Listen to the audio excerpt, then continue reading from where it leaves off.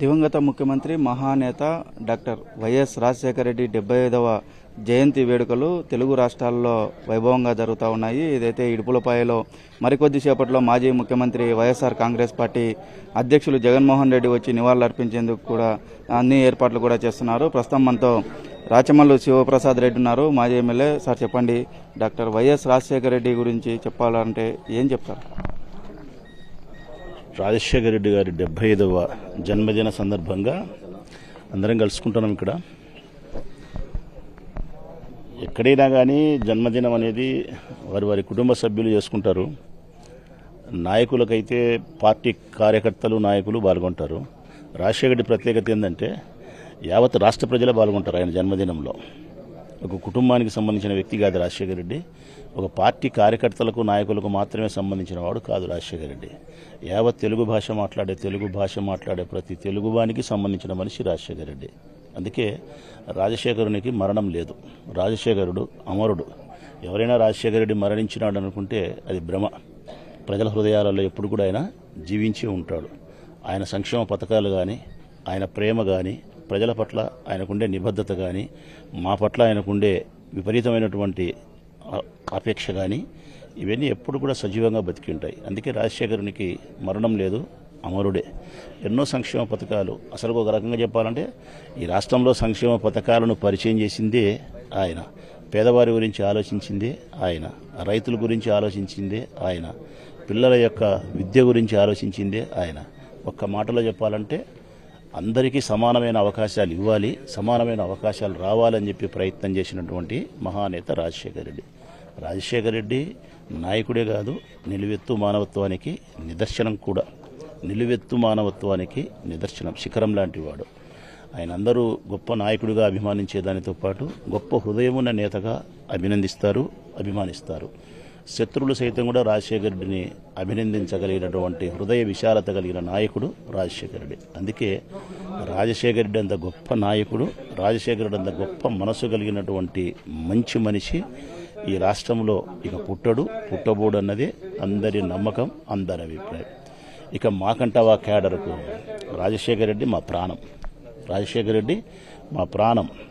మేము గెలిచినా ఓడినా, పార్టీ అధికారంలో ఉండినా లేకపోయినా, ఏది ఏమైనప్పటికీ కూడా మేము ఎప్పటికీ రాజశేఖర రెడ్డిని మా అన్న రాజశేఖర రెడ్డి, మేము ఆయన మనుషులము, ఆయన అనుచరులము అని చెప్పుకునేదానికి గర్వపడతాము, ఇష్టపడతాము. రాజశేఖర రెడ్డి ఎప్పుడు గ్రేటే. రాజశేఖర రెడ్డి కంటే గొప్పోడు మరొకడు లేడు. ప్రధానంగా చెప్పండి, చాలామంది ముఖ్యమంత్రులు ఎన్నో సంవత్సరాలు చేశారు, ఎక్కువ టర్మ్స్ కూడా చేశారు. 5 సంవత్సరాల 3 నెలల్లోనే ఇంత పేరు ప్రఖ్యాతలు సంపాదించుకోవడానికి గల కారణాలు? దానికి ప్రధానమైన కారణం నిబద్ధత కలిగినటువంటి నాయకత్వము, హృదయ విశాలత కలిగినటువంటి మంచి మనిషి కావడం. అంటే మనుషుల యొక్క సమస్యలను, కష్టాలను అర్థం చేసుకొని స్పందించేవాడు. ఒక సమస్య మీద ఒక నాయకునికి స్పందించడానికి కొంత సమయం పడుతుంది, లేకుంటే కొంతవరకే స్పందిస్తాడు. రాజశేఖర రెడ్డి పూర్తిగా స్పందిస్తాడు, చాలా వేగవంతంగా స్పందిస్తాడు. అంటే హృదయ స్పందన ఎక్కువ. ఎందుకు రాజశేఖర రెడ్డికి ఇంత పేరు ఉంది, ఇప్పటికీ ఇంకా బ్రతికి ఉన్నాడంటే కారణం ఏంటంటే ఎక్కువ మనుషుల యొక్క విలువల గురించి, వారి జీవితాల గురించి, వారి కష్టాల గురించి పట్టించుకునేవాడు, స్పందించేవాడు, వారి కన్నీళ్లు దుర్చేయడానికి ప్రయత్నం చేసేవాడు. రెండవది, అందరినీ ప్రేమించడమే కాకుండా శత్రువులను సైతం క్షమించగలిగినటువంటి విశాలమైన హృదయం కలగడం. అందుకే రాజశేఖర రెడ్డి గొప్పోడైనాడు. 5 సంవత్సరాల 3 నెలల కాలంలోనే మరచిపోలేనంత నాయకుడు కాగలిగినాడు. ఆయన పరిచయం చేసిన సంక్షేమ పథకాలు రైతులకు, ఈ రాష్ట్రంలో రైతులే వెన్నెముక, రైతులే గొప్పవారు అనే విషయాన్ని పరిచయం చేసిందే రాజశేఖర రెడ్డి. అంతవరకు రైతుల గురించి ఏ ప్రభుత్వం పట్టించుకోలే. వ్యవసాయం దండగన్నారు, కానీ వ్యవసాయం పండగన్నాడు రాజశేఖర రెడ్డి. బడుగు బలహీన వర్గాల విద్య గురించి ఎవరు పట్టించుకోలే. ఫీజు రింబర్స్మెంట్ తెచ్చింది ఆయనే. అసలు మనుషుల యొక్క ప్రాణాలకు విలువ ఇయ్యలే ఏ ప్రభుత్వాలు కూడా. పేదవారికి ఒక జబ్బు వస్తే 2 లక్షలు లేక మరణించే పరిస్థితి ఉంటే ఆయన ఆరోగ్యశ్రీ పథకాన్ని పరిచయం చేసి ఈరోజు అందరికీ ఆయుష్ పోసినాడు. అందుకే రాజశేఖర రెడ్డి మరణించినా కానీ మన గుండెల్లో బ్రతికే ఉన్నాడు. పిల్లలు చదివే పుస్తకాల్లో అక్షరాల్లో ఉన్నాడు. రైతులు వేసే పంట పొలాల్లో ఆయన ఉన్నాడు. మన ఆరోగ్యం విషయంలో ఆయన ఉన్నాడు. ప్రతి చోట రాజశేఖర రెడ్డి బ్రతికే ఉన్నాడు. అందుకే రాజశేఖర రెడ్డి గొప్ప. చివరిగా చెప్పండి, ఉమ్మడి తెలుగు రాష్ట్రాల్లో జలయజ్ఞం పేరుతో 86 ప్రాజెక్టులు తీసుకుని దాదాపు 41 ప్రాజెక్టులు కంప్లీట్ చేయడం జరిగింది. ఇప్పుడు అవే ప్రాజెక్టులతోనే చాలామంది రైతాంగం ఆనందం వ్యక్తం చేస్తున్నారు. దీని గురించి ఏం చెప్తారు? వ్యవసాయాన్ని గురించి నిజంగా చెప్పాలంటే నేను ఇంతకుముందు చెప్పినట్టు ఈ రాష్ట్రంలో వ్యవసాయాన్ని గురించి పట్టించుకునేవాడు లేడు. రైతులకు కనీసమైన గౌరవాన్ని ఇచ్చిన పరిస్థితి లేదు. రైతు సమస్యల గురించి మాట్లాడిన వాడు లేడు.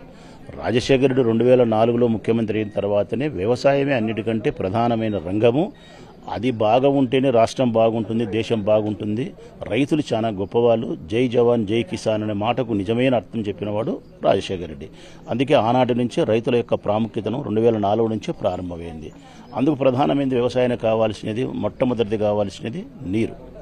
ఆ నీటిని జలయజ్ఞం పేరుతో అనేక ప్రాజెక్టు పెండింగ్ ఉండే ప్రాజెక్టులన్నీ పూర్తి చేసి వ్యవసాయానికి సాగునీరు అందించగలిగితే పంట పొలాలు పచ్చగా ఉండగలుగుతాయి, రైతు కళ్ళల్లో సంతోషం ఉండగలుగుతుంది, సిరి సంపదలతో వాడు సంతోషంగా ఉంటాడని భావించినాడు. కాబట్టి జలయజ్ఞం పేరుతో 41 ప్రాజెక్టులు పూర్తి చేసినాడు. ఆయన పూర్తి చేసిన ప్రాజెక్టుల నుంచి ఈరోజు వ్యవసాయానికి లక్షల ఎకరాల భూములకు సాగునీరు అందించగలుగుతున్నాడు. రెండవది ప్రభుత్వం వైపు నుంచి వారికి ఇవ్వాల్సినటువంటి ప్రోత్సాహం.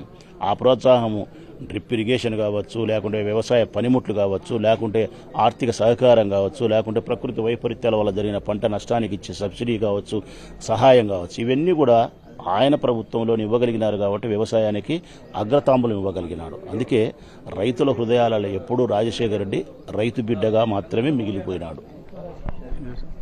దివంగత ముఖ్యమంత్రి వైఎస్ రాజశేఖర రెడ్డి మరణించినా కూడా ప్రజల గుండెల్లో చిరస్థాయిగా నిలిచిపోతారు. తెలుగువారి ప్రజలు ఎప్పుడు ఆయన స్మరించుకుంటూనే ఉంటారని చెప్పేసి రాచమల్లు శివప్రసాద్ అదే చెప్పినాడు. వీడియో జర్నలిస్ట్ చంద్రశేఖర్తో మధు, సాక్షి టీవీ, ఇడుపులపాయ, వైఎస్ఆర్ కడప జిల్లా.